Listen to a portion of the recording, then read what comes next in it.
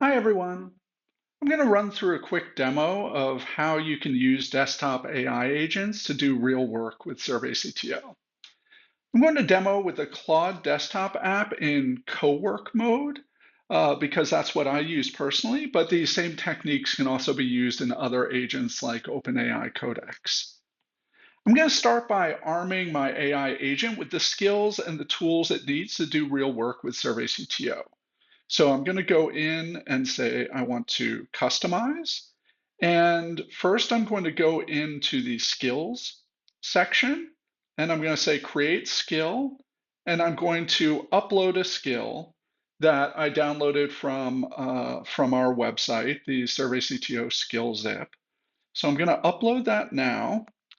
And you can see it says it's uploaded SurveyCTO, and I see SurveyCTO listed now under personal skills here in the Claude app. Next, I'm going to go over to the connectors section, and I'm going to say add custom connector. And I'm going to call this connector SurveyCTO tools, and I'm going to paste in the URL for our public MCP server. I'm going to click add there.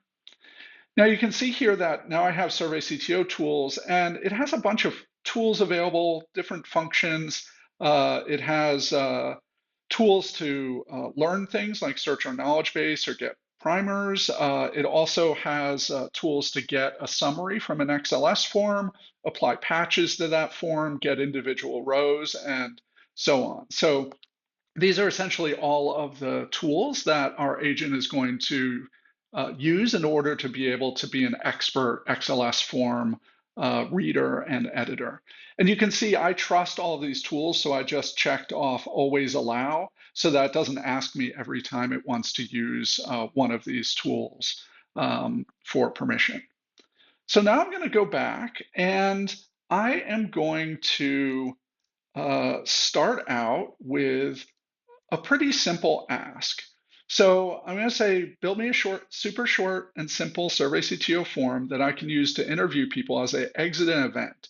So I say I want to capture the mood of people as they walk by, and I want a single form to collect a whole bunch of interviews because I don't want to have to, open and close the form and have individual submissions per interview, since this will happen pretty quickly as people exit the event. So I'm using Sonnet 4.6 here. That's not the most capable model available from Anthropic, but I just want to demonstrate that you can use smaller and cheaper models, but for more complex things, you might want to use the latest and sort of biggest and most expensive model. So I'm going to go ahead and fire that off. Now, you can see here that we're starting out, we don't have much progress to show. You can see in the context section that's already figured out that it should be using the SurveyCTO skill because I mentioned that in my ask. It's also, you can see now that it's reading. This is documentation that we strongly recommend the agent read before it does anything with SurveyCTO forms, just to make sure it's grounded in the latest information and all the right techniques for working with XLS forms. So you can see here that it's going ahead and loading some tools. It's creating some tasks. So you can see it has a task now to copy a template, upload that template to our MCP server, apply form patches, and then export and deliver the form. So you can see here, it's starting that XLS form session and it's kind of chugging through the work here. Clearly, it thinks it can do a good enough job without asking any clarifying questions. Often when you launch a task in Claude Cowork, it will ask a series of clarifying questions at the beginning to make sure it understands the job fully. But I guess I've been specific enough in this case. So you can see it started a session. It's now applying patches. If you click in, oh, it went so fast that I wasn't even able to click in and show you kind of the internals of what it was doing. So it went ahead and it applied a bunch of patches to a base template, and now it's exporting that for us. And you can see in the working folder that I have, it's gone ahead and created an exit interview XLS form. So here it is. It says, here's what the form is, here's how it works. It asks for the event name, then it opens a repeat group where you can interview people as they come through. I can open that XLS form here, but it's probably a fair bit easier if I just upload it into a SurveyCTO server. So I'm going to do that now. I'm going to go ahead and upload that file and say go. And then I'm going to go ahead and just click in to start testing that form to see what it looks like. So it's an exit interview. It asks for the event name. So I'm going to say skill demo. Then it asks me if I want to add a new group. And I see it has a Likert scale here for how I'm feeling leaving the event. And then basically it has an open-ended question just in case. Otherwise, we can just keep interviewing people as they come out of the event. So that looks pretty good. That's basically what I asked for. But I'm going to go back here and ask for something a little bit more complicated. So I don't like that Likert scale. I'd like it to be more visual. This is something that we can do with a custom field plugin.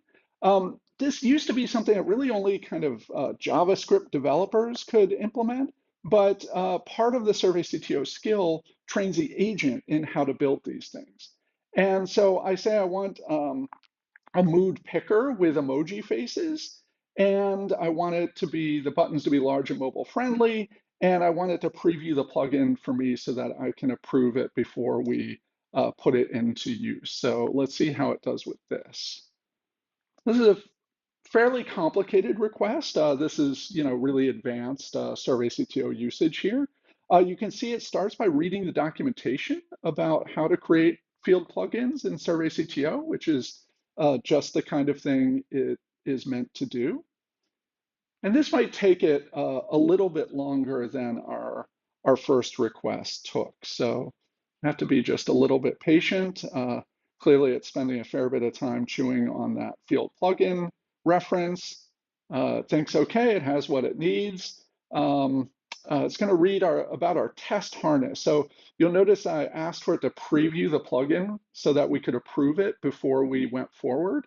And that's something it can do with a test harness that we've built into the SurveyCTO skill for precisely this kind of thing, because you generally want to be able to view and test your field plugin before you actually add it to a form and start using it within SurveyCTO itself. So it says that it's going to create all 4 plugin files. Clearly, before it had forgotten to check off its progress, so now it's caught up with itself and checked off those first 4 items. And now it's saying, okay, I want to write a mood picker, going to package it, and then it's going to render a live preview for us. So it's working on that now. So it says it's writing all 4 plugin files. So you can see there's a template that it's writing, a style sheet. This is all stuff programmers would typically have to do. It's just going through and doing all that programming for us. This is a JavaScript file. It's writing that JavaScript code right now. And it thinks it's done. So it's going to package, and then it should render a preview for us. So let's see how it does. Packaging in the case of a field plugin just means zipping it up into a zip file. That's exactly what it's doing here. Okay, thinks it's done with that. Now it's going to work on the live preview.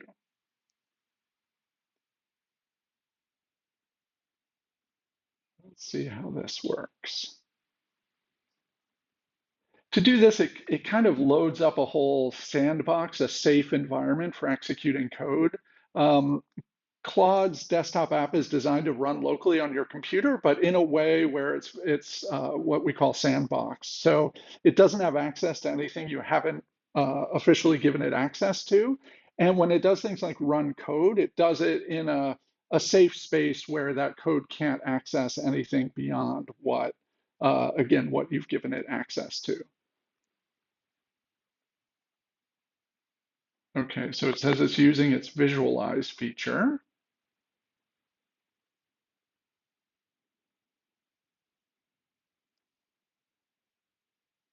Okay.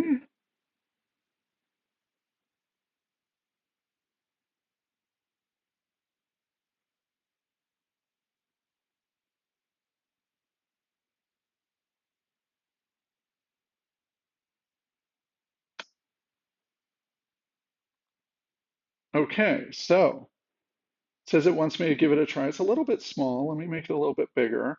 So, okay, I can see it has the various emojis. I can click and you can see what answer it's going to save to the form. So this is a 3, this is a 2, a 1.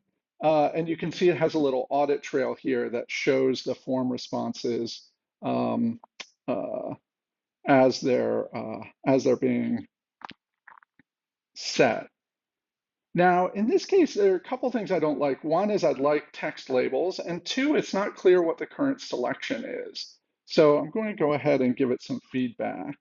Please label the buttons and also make sure it's very clear which is the current selection. Okay, let's see how it does with that. Now, I will say I ran this exact sequence earlier, and it actually did a better job on both counts. So this shows a couple of things. One is there's variability, randomness in these models, and so you'll get different results even with the same inputs. Also, again, I'm using the Sonnet 4.6 model. There's a Opus 4.7 model that's a fair bit more powerful and does a much better job of things, but it's a little bit slower and also more expensive. So you kind of have to decide what's most important. So in this case, it didn't get it quite right on the first go, but let's see how it does with our feedback. So edited some files. Now I imagine it's going to have to zip it up again. Oh, it's asking for permission to edit some of these files. I gave it permission. Now it's going to repackage. And let's see, and it's back to visualize already. So let's see how it did this time.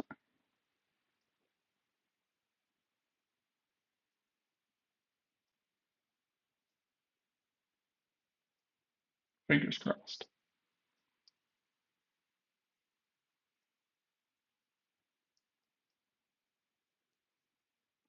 Okay, I have my labels, which I like. The preview seems to be cut off, but it's not quite finished yet. So let's let it finish loading.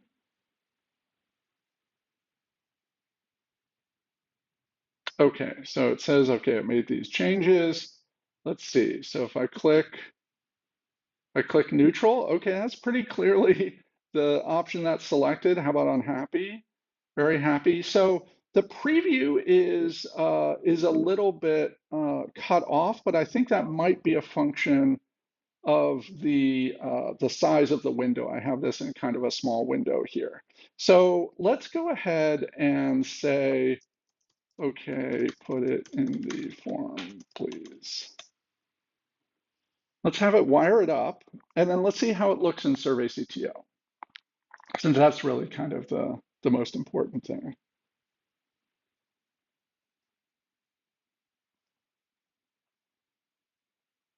Okay, so it's thinking about how to do this. It's adding new tasks to its list.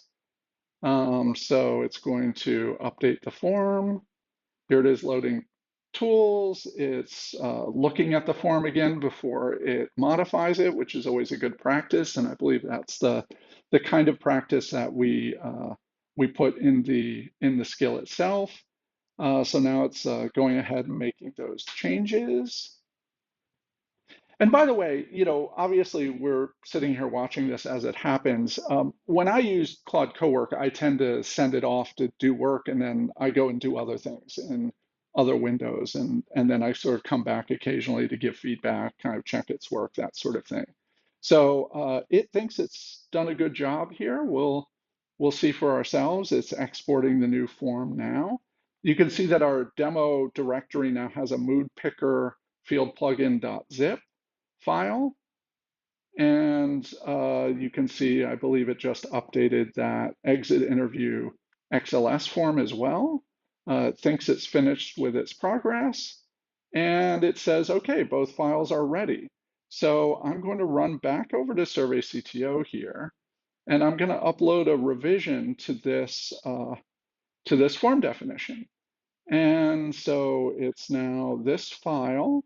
And in this case, I do have to attach files to this form because I need to attach the plugin. So I've attached that here. I go ahead and say upload. It uploads, so we have a new deployed version now. And I'm going to go ahead and test this out. So my event name is demo. Do I want to add a group? Yes. How are you feeling as you leave? So here are our different options, and that looks like it's working exactly the way we want it to. So that's basically it. We hope that this skill and the MCP server that goes with it to provide the tools is really helpful to you as you use SurveyCTO. Thanks for listening.